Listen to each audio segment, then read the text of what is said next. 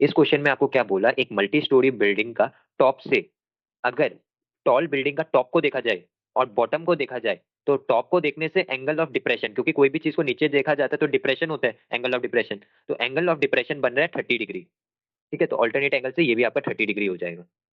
अब बोला गया है उसी पॉइंट से अब बिल्डिंग का बॉटम को देखा जा रहा है, तो एंगल ऑफ डिप्रेशन कितना बन रहा है, 45 डिग्री, तो ये वाला भी आपका क्या होगा, 45। ये चीज क्लियर है इतना। अब आपको बोला है कि सीडी मतलब ये मल्टी स्टोरी बिल्डिंग का हाइट फाइंड आउट करके बताओ। अब यहाँ पे आप देखो, क्योंकि ये 30 डिग्री दिखाने के लिए हमारे पास हॉरिजॉन्टल लाइन नहीं था, तो हमने एक हॉरिजॉन्टल लाइन ए ड्रॉ किया। एक मिनट, वीडियो ब्लर तो नहीं हो रहा? No sir. ठीक है, हमने एक हॉरिजॉन्टल लाइन ए ड्रॉ किया। ठीक है, तो ए को इस तरह ड्रॉ किया कि ये जो सी और ए बी है ना, ये दोनों इक्वल हो जाएगा, इक्वल एंड पैरेलल। ठीक है, तो अगर ए बी अगर आपका 8 मीटर है, तो ई सी भी आपका क्या होगा, 8 मीटर होगा। इक्वल एंड पैरेलल है ये चीज क्लियर है। और ये क्योंकि हॉरिजॉन्टल लाइन है और ये भी हॉरिजॉन्टल लाइन है ग्राउंड लेवल, तो ये दोनों भी क्या होगा, इक्वल एंड पैरेलल होगा। तो ये चीज हम पहले लिख लेते हैं यहाँ पे कि A E is equal to B C, और साथ ही साथ और ये वाला भी लिख लेते हैं, E C A B is equal to C या ई सी, जैसे आप बोलो, इज इक्वल टू 8 मीटर। अब आपको बोला है कि पहले तो ये सी डी पूरा फाइंड आउट करके बताओ, और दोनों बिल्डिंग के बीच में कितना दूरी है ये भी फाइंड आउट करके बताओ। तो इसको हम एक्स मान लेते हैं, सी को, इसको सी बी बी सी को, तो इन दोनों को हम एक्स मान लेते हैं, ए ई दोनों इक्वल है, तो अगर ये एक्स है तो ये भी आपका एक्स हो जाएगा, ये वाला साइड। और ये 8 मीटर है तो ये भी 8, और इतना सा ये जो पार्ट है इसको हम एच मान लेते हैं, डी ई को। इतना दूर क्लियर है आपको, डायग्राम क्लियर है पूरा? Yes sir. कहीं पे कोई डाउट तो नहीं है? कोई भी पॉइंट में कोई भी डाउट लगे, नहीं समझ आए तो आप मेरे को बताना, ठीक है, री एक्सप्लेन कर दूंगा पूरा। अब आपको करना क्या है, आपको ये कौन सा ले सकते हो आप, कोई भी ले लो, क्योंकि सारा ही अननोन है। तो सबसे पहले हम ये वाला ले लेते हैं, 45 डिग्री वाला ट्राइंगल सी बी डी। तो हम सबसे पहले लिखेंगे in triangle C B D. इस ट्राइंगल में अगर आप देखो तो टेन 45 डिग्री का यूज होगा, क्यों? क्योंकि ये परपेंडिकुलर पार्ट और बेस पार्ट, ये दो ही चीज का हमें जरूरत है, इसका तो कोई लेना देना नहीं है, तो हम टेन थीटा यूज करेंगे। तो टेन थीटा क्यों? क्योंकि ये परपेंडिकुलर और बेस दोनों एक साथ देता है, तो हम टेन थीटा यूज करेंगे। तो टेन, क्योंकि थीटा यहाँ पे 45 डिग्री है, तो हम यहाँ पे लिखेंगे tan 45 is equal to perpendicular आपका हो जाएगा यहाँ पे ये पूरा सी डी, सी से लेके डी तक परपेंडिकुलर, और बेस हो जाएगा ये बी सी। टेन 45 का वैल्यू आपको पता है 1 होता है। सी डी को आप दो पार्ट में लिख सकते हो, सीई प्लस ईडी, तो हम इसको लिख देते हैं सीई प्लस ईडी। और बीसी का वैल्यू एक्स मान के चल रहे थे, तो इसको एक्स लिख देंगे। ये चीज क्लियर है? Yes sir. अब इस एक्स को यहाँ पे क्रॉस मल्टीप्लाई कर देते तो 1 इंटू एक्स एक्स हो जाएगा। सीई का वैल्यू आपको पता है 8 मीटर, तो आप यहाँ पे 8 लिख दो, प्लस ईडी तो निकालना ही है, एच माना था यहाँ पे, तो यहाँ पे हम एच लिख देंगे। इसको आप इक्वेशन 1 दे दो। सेम चीज फिर से करेंगे ये छोटे वाले ट्राइंगल के साथ।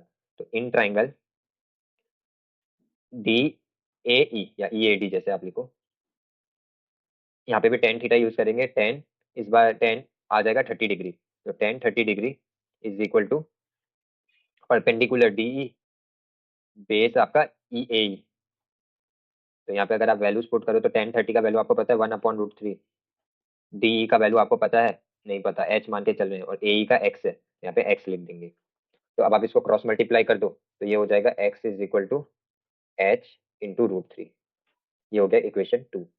तो आप देखो इक्वेशन 1 और इक्वेशन 2 दोनों का लेफ्ट हैंड साइड में एक्स और एक्स है, तो हम क्या करेंगे, फ्रॉम 1 एंड 2 इसका राइट हैंड साइड भी एक दूसरे, क्योंकि दोनों का लेफ्ट हैंड साइड इक्वल है, ये भी एक्स ये भी एक्स, तो दोनों का राइट हैंड साइड भी इक्वल हो जाएगा। तो फ्रॉम 1 and 2, तो 8 plus H is equal to H√3। अब इस एच को आप इधर लेके आ जाओ, एच एच एक साथ, तो ये हो जाएगा एच, सॉरी एच नहीं आएगा यहाँ पे, 8 आएगा। 8 इज इक्वल टू H√3, और ये एच उधर जाएगा तो माइनस एच हो जाएगा। अब आप इसको अगर फिर से सॉल्व करोगे, ये होगा 8 इज इक्वल टू, इन दोनों टर्म्स में एक चीज कॉमन है, एच, तो आज एच को ब्रैकेट के बाहर ले लो, यहाँ पे आप लिख लो √3 - 1। अब हमें तो सिर्फ एच का वैल्यू चाहिए, इतना सा पार्ट, तो एच को मैं अकेला रखूंगा और √3 - 1 को इधर भेज दूंगा, तो ये आपका हो जाएगा 8। अब क्योंकि ये यहाँ पे मल्टीप्लाइड फॉर्म में है, तो इधर आएगा तो डिनोमिनेटर में आ जाएगा, √3 - 1 इज इक्वल टू एच। कितना दूर क्लियर आपको? Yes sir. अब नेक्स्ट आपको यहाँ पे क्या करना है, आपको पता है कि डिनोमिनेटर इरेशनल नहीं रह सकता, तो इसको आपको रैशनलाइज करना होगा। उससे पहले हम इसको थोड़ा रीअरेंज कर देते हैं, एच को इधर लिख देते हैं, इसको वहां पे लिख देते हैं, 8/√3 - 1। अब इसको रैशनलाइज करना होगा, तो रैशनलाइज करने के लिए आपको क्या करना है, रैशनलाइज करने के लिए आपको यही डिनोमिनेटर वाले नंबर को न्यूमरेटर और डिनोमिनेटर में मल्टीप्लाई कर देना है, लेकिन इनका बीच का साइन चेंज कर देना है। यहाँ पे माइनस है तो हम प्लस लेके मल्टीप्लाई कर देंगे, तो यहाँ पे हम लिख देंगे √3 + 1/√3 + 1। अब आप इसको रैशनलाइज कर लो, तो इसको अगर आप रैशनलाइज करोगे तो ये हो जाएगा 8 × √3 + 1, और नीचे हो जाएगा आपका √3 - 1 × √3 + 1। अब आप देखो ऊपर तो नॉर्मल मल्टीप्लाई होगा होने से, लेकिन अभी हम नहीं करेंगे, लास्ट में करेंगे। नीचे अगर आप देखो एक आइडेंटिटी हो जाएगा, आप देखो ये भी सेम है और ये भी सेम है, √3 तो यहाँ पे a - b वाला आइडेंटिटी लग जाएगा। यहाँ पे साइड में लिख देता हूँ a + b × a - b, ये वाला आइडेंटिटी। जब दोनों नंबर सेम हो और बीच का साइन अलग हो तो ये आइडेंटिटी लग जाता है, जिसका आंसर है a² - b²। तो यहाँ पे भी यही सेम चीज हो जाएगा, √3 और 1 इसको नेक्स्ट पेज में कर देता हूँ। तो इसको अगर हम लिखें यहाँ पे तो ये हो जाएगा आपका, ये वाला पार्ट अगर यहाँ पे मैं लिखूँ तो ये हो जाएगा, हाँ, 8 × √3। ऊपर वाले को अभी मैं नहीं करूंगा, अगर क्या पता लास्ट में कैंसिल हो जाए तो कैंसिल कर दूंगा, नहीं होता तो मल्टीप्लाई कर देंगे, और यहाँ पे ये आपको जो आइडेंटिटी बताया वो लग जाएगा, √3 - 1 अब आप सॉल्व कर लो। अभी भी आप मत करना उसको मल्टीप्लाई, ऊपर वाले को ऐसे ही रहने दो, 8 × √3 + 1 बाई नीचे वाला √3 का अगर आप स्क्वायर करो, कोई भी रूट के नंबर का आप स्क्वायर करो तो रूट ओवर हट जाता है, तो बचेगा 3। 1 का स्क्वायर 1 ही होता है, तो 3 - 1। तो इसको अगर हम लिखेंगे तो आंसर आएगा 8 × √3 + 1 होल/2। 3 - 1 2, अब 2 के टेबल में 8 आता है तो आप काट दो इसको 4, तो आंसर हो जाएगा 4 √3 + 1। ये किसका वैल्यू आया, ये हमारा h का वैल्यू आया, तो ये h का आंसर है। h is equal to 4 × √3 + 1 metre. ये वाला इतना दूर आपको पूरा क्लियर है? Yes sir.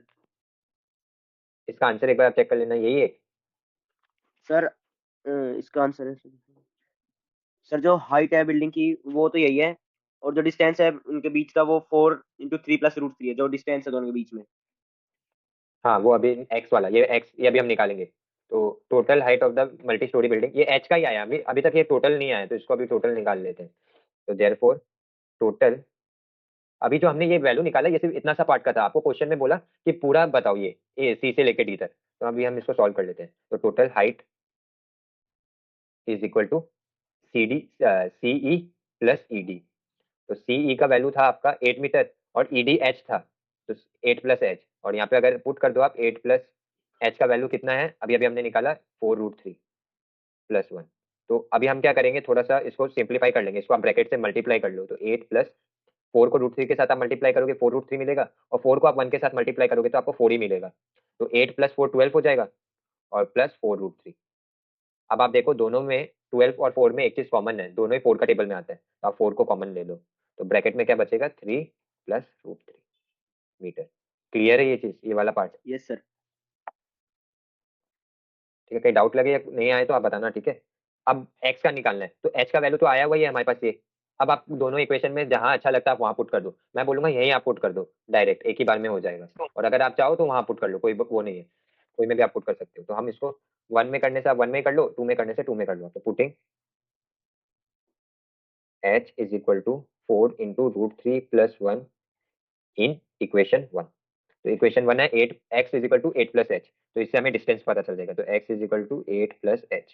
तो ये तो इसी की तरह हो गया, 8 + h 8 + h, सेम चीज यहाँ पे भी आ जाएगा।